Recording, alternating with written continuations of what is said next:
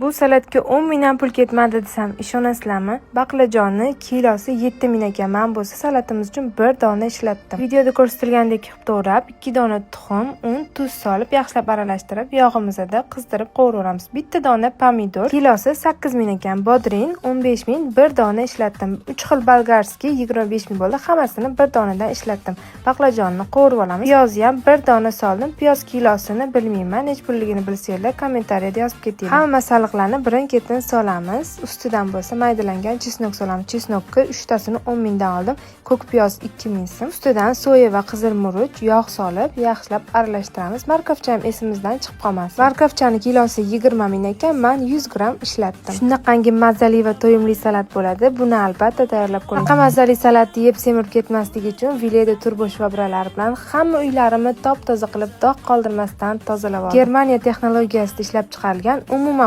dog' qoldirmaydi.